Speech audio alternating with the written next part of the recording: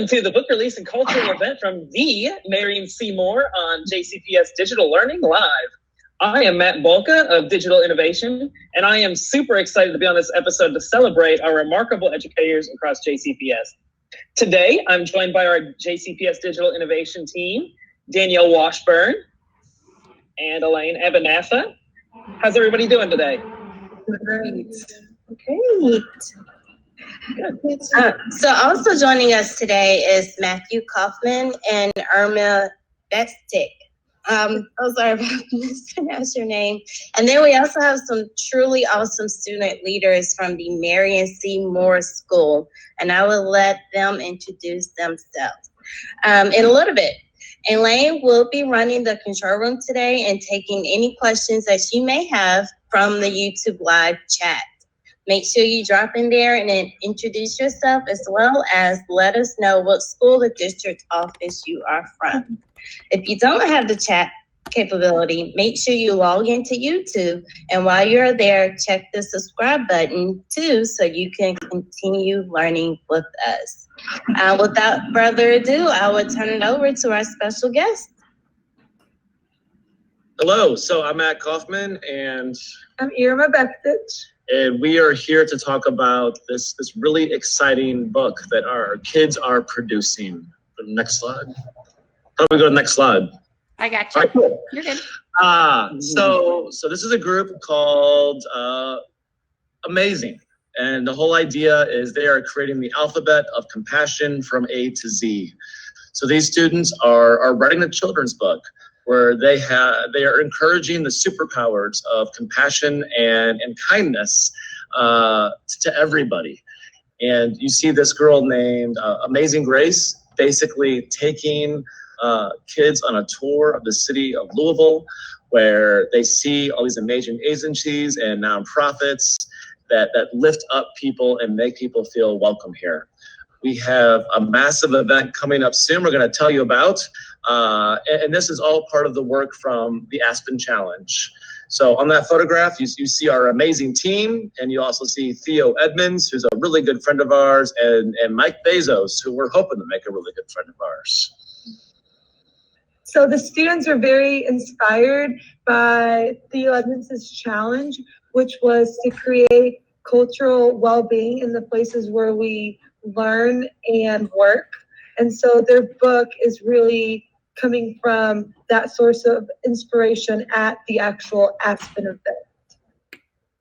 I have to say, I think the act of creation and sharing one's creations is the highest form of learning you can get. This is collaborative. This is kids putting themselves out there. It's kids contacting nonprofits, kids organizing a massive event. These are students learning to build networks and leverage resources to create real cultural change. And I think our students want to actually be amazing grace in people's lives, as they do encourage those superpowers of compassion and kindness. Fatima and Bree, I see you back there. Do you want to say any words on stuff? Sure. I would say that our overall goal for the book is to expose children to ideas of diversity, expose them to how beautiful differences really are, because, you know, as society, we can be fearful of things that are different, and we want children, we want adults, parents, teachers to all understand that, like, differences are okay and they should be more accepted than they are. And we know that children are more adaptable at a young age. So that's why we created this children's book, so that, you know, they can learn early that it's okay to be different, and that growing up, they realize that it's okay. So at our school, we've got over 45 cultures here. And in my classroom, I often have more than 12 cultures in one classroom. A lot of us feel that our diversity protects us here. We're not as held hostage to stereotypes in some areas, because it's just not, we know kids by names. We play together, we learn together, we struggle together, and we put ourselves out there with each other. So with that, we've been breaking down walls through our relationships and just creating bridges with each other. And we've been talking about how our art can just be a vehicle for conversation, a bridge maker, and a way for us to get to know each other. So this is really that whole idea of the power of storytelling.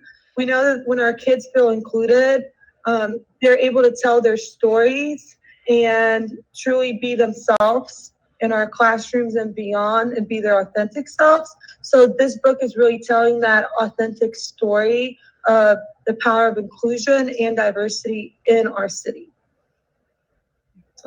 Yeah. Next slide, please. Yeah, that's an amazing point. We've talked a lot about just like who is telling your story.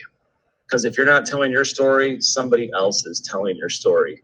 So these kids are creating the book and writing the book series of the world they want to live in. And they're really passing on that work also to the next generations coming up.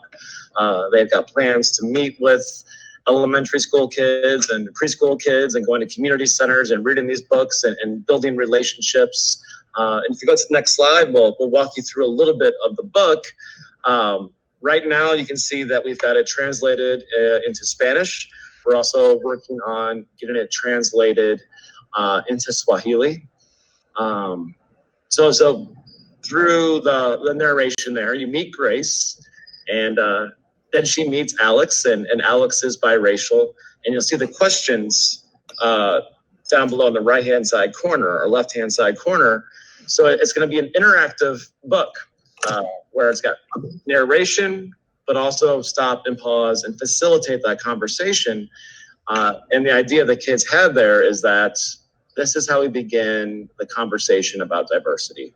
That the alphabet of compassion isn't just a series of words, but it's a practice that we have. I have a question for the students. What maybe is your favorite part of, can you kind of explain the process of creating the book? So we came up with like the basic idea, like we want a children's book, A through Z, like it has the alphabet theme. We want to bring in a lot of parts of minorities that aren't talked about regularly, or our different cultures, religion, ethnicities. We want to just bring that all together in one thing and try to make people feel more welcoming to those different diverse groups of people. We wanted minorities to feel like they are being appreciated and feeling like they are just as much welcome in the world as anybody else is. So that's like why we wanted all these different things in. And pretty much because a lot of people, like a lot of students, they really don't necessarily see their cultures in school unless it's like a specific like month. Like a lot of African Americans don't see their culture or anything that they believe in other than Black History Month. And then if you're LGBTQ plus, like you necessarily don't see yourself in books or in social media or anything from a therapist, so you don't really know your identity. And so we make a book to make sure everybody feel welcome no matter who you are. And we pretty much teaching kids that, so like when they grow up, they're not judging anybody, so history doesn't repeat itself. Yeah, I love it.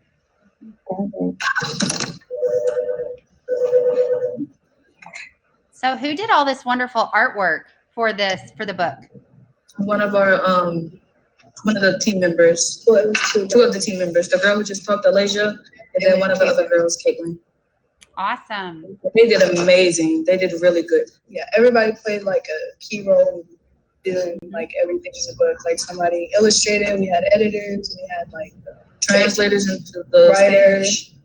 Pretty much everybody in the group took on one part to contribute to the book, so everyone have an equal job, so nobody feel left out. And I think because so many people had different roles in the book, we were able to integrate so many different perspectives and point of views. And I think that's why our book can be so impactful, because we have so many people that come from different backgrounds, that come from different places, and it's all here in one book. And that, to me, I think is amazing that is all integrated into one thing, and we were able to come together and create something like that.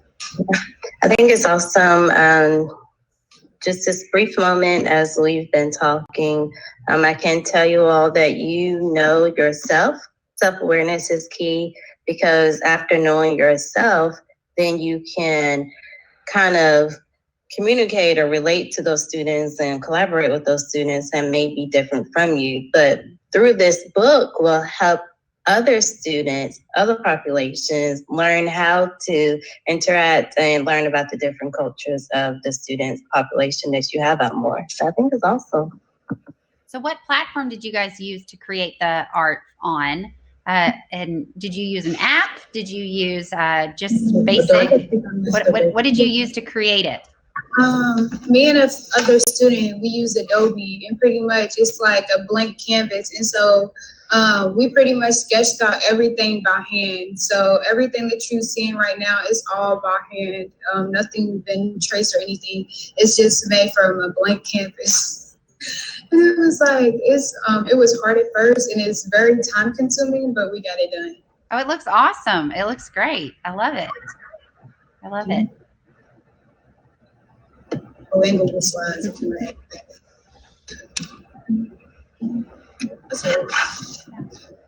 So this main character is she's met Grace, and then Alex was the other character. Yes, ma'am. So can you tell me how the alphabet then comes in? Is each book another letter, or is the alphabet embedded into the entire book? It's embedded throughout the entire book. For example, A is for accept, B is for biracial, and then in the book, it has like questions to get conversation started. It's like a lesson plan for teachers, and it's teaching students at the same time. So it starts like questions. So it's the question on the second page is, do you know what it means to be biracial? And if they don't know what it means, it starts up a conversation in the classroom. So with them starting up these conversations in the classroom, it also like helps students out, because if they don't know, now they know. And like a student in the classroom could be like, hey, I'm biracial. And then, oh, well, I'm not biracial. Like they understand it more. So have you, so the book is completely finished. Is that correct? Is that, Yes, ma'am. yes. Awesome.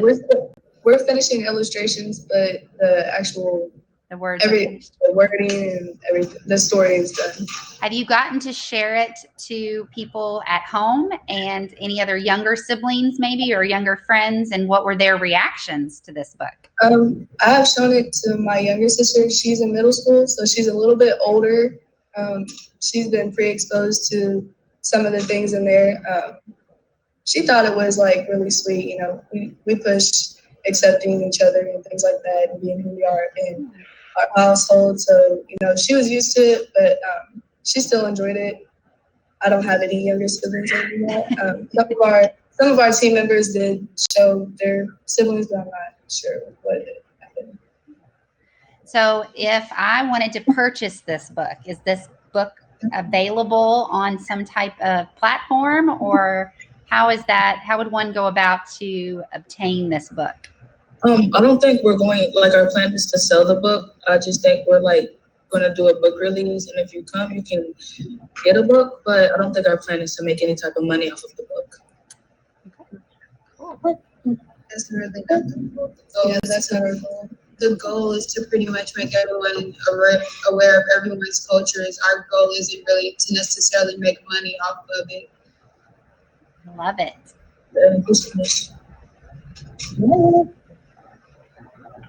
So we have the next slide. Yes. Okay. So, girls, we have a little bit of technical issues with Mr. Kaufman, and but can you tell me about this event that is going on?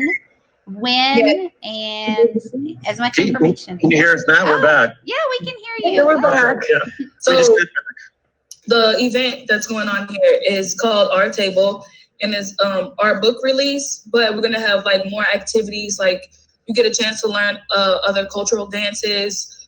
You get our book, you get food, other books too. We're giving away like 500 plus books. We're gonna have presentations. Some of us in our group are gonna be performing pieces. Other people are gonna be performing pieces. There's food. We're going to have some of the nonprofit organizations in our book are going to be there with booths. So yes. It sounds like an amazing event. I may try to show my support. Yes. Just because of the awesome things that y'all are doing. Yeah. 7:30. Bree, can you talk a little bit about the cards you've been creating? Yeah, so one of our things that we're also going to have at our table during the book release is a place where we can have engaging discussions. So we created discussion cards that get conversations starting about really the overall thing is just diversity. And it's like, there's a question that says, Has the clothes you wear? Have you ever been perceived a certain way because of the clothes you wear? Or there's another question that's like, do you think Dr. Martin Luther King's dream for people to be seen as people and not the color of their skin came true? And things like that. Just so that people can share their opinion, realize what's the similarities and differences that we have. That, yeah, we got a lot of differences, but we're pretty much like, we're all human people. So I want to hear more about the event, but I also do want to know, how did you see, or do you see these skills that you've gained by creating the book, and eventually this event tie into the backpack?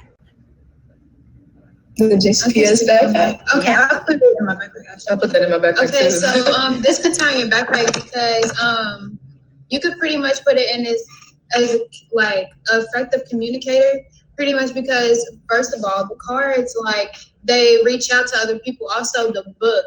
And so as you're like reaching out in the community, you're pretty much explaining the community and how you're involved in it, because even though it may be a book and the people might not see your face while they're reading, but like a lot of people are actually impacted by the book. And for me, I feel like I put it in as an effective collaborator because for me, I really don't like working with other people. I tend to take control over things. I'm very selfish, but like not really in a bad way. I just like to do things on my own. So it's really hard to like work with a team and actually take demands from other people when I'm usually the one to give demands. So it like helped me develop the skills to work as a team and not just always be a leader all the time. I used to say you just want to make sure that it's done correctly and properly and on time. Yeah. I love it. So in this, I'm going to share that next slide. So in this event that is happening on March 12th, you guys are going to read this out loud and then present it. And you've got food, and nonprofits are going to be there to reach to the community, and you have all these giveaways. Where did you find the funding from all this? How did you connect with all of these, where did you find all this money from, and how did you reach out to these people to give you the funding for this? How was that for you? Was it hard? So, what was the challenge? Aspen, for our challenge, I think Aspen gave us money, so we're able to incorporate that money in the things that we're doing. Awesome. So Aspen gives the kids $500, and that's going towards a variety of things. But the kids just put a vision forth for an event, and with that, we've just had an army of people like get behind them and want to bring everyone together. We feel like books could be a solitary thing, but also very a public thing. And writing them and sharing them and reading them. So this night, we're also going to be trying to create book clubs for parents to link arms and study some of these tough texts together and give away a lot of children's books too. That we all have work to do internally to communicate with each other in the larger world. Awesome. Awesome. Awesome. Well, I hope to come on the 12th. I want to come, so I'll bring my kiddos. Please come, please do. Yeah. We're more than happy to have you there. Definitely. I'm excited to learn the dances that will be available. I will not be doing that. I will watch. I'll be with y'all. Do you all have any closing thoughts or questions that you all have for us? Question. What made you so interested in learning about the book in the community and how it's affected? Yeah. I think we saw that you all were doing an awesome, outstanding job with your Aspen Challenge, and we were just so interested and anxious to see what it's about because we realized that you all are doing remarkable work, and this work should probably be spread for all high school, all grade levels, really, because it's really important that we all know about learning ourselves and about the different cultures. So it's really cool. I love it. And ladies, my reasoning for definitely wanting to understand about this is if someone sees that you can do it, another student will be able to say, "I can do that." And then they will also voice their through the art and through the books as well. So. So kids, they mentioned the idea of selling some of these books. Long term, would you be interested in that? Personally, I have no desire to sell the books to gain any money off of it because, at least for me, my personal goal was just to inspire people to be who they are and feel okay standing up for who they are. Money is just a material thing, and self-love is way more important. Facts. Well, if you put it on Amazon, you might be able to get some, then give that money back to someone. So you may be able to. You never know. Maybe through Twitter or through YouTube, you'll get in touch with somebody who wants to help you publish it, and then you can. These days you don't even have to have a warehouse full of books. You just put it, and then it goes through production, and you got it. So that's really awesome. I'd love that idea. I also had one question for our people in charge of this digital platform here. What would be the odds of us finding a way to get this book in elementary schools in JCPS? That would be awesome. I think it's very possible. Because we do have clubs like STLP, they collaborate with elementary schools all the time. So we can definitely reach out to our ELA specialists and curriculum specialists to make those connections of getting these books into the hands of elementary students. That'd be pretty amazing, I think. Yeah. And if you and we would love to have as many of our elementary school students join us at the event because we really want it to be a multi-generational discussion. And so that part has been really important to our kids. We want them to be discussing this not just with their teachers, but also with their parents and their older siblings. So if you all could really help us get the word out to our elementary and even middle schools, we'd really appreciate that. And I just retweeted your tweet on Twitter. So it is a brand new page. Yeah. It was very helpful. Yeah. Well, thank you all for a great show, and thank you so much for joining us. To stay connected to the JCPS Digital Learning Work, you can receive on-demand video support by subscribing to our JCPS Digital channel on YouTube. All you have to do is click subscribe on our channel. And if you want to follow along on Twitter, you can follow the hashtags JCPS Backpack, We Are JCPS, and JCPS Dig In. Pass my backpack. Woohoo! Congratulations. All right. Well, thank you guys so much for a great show. Yes, thank you all. Thank you. See you the 12th.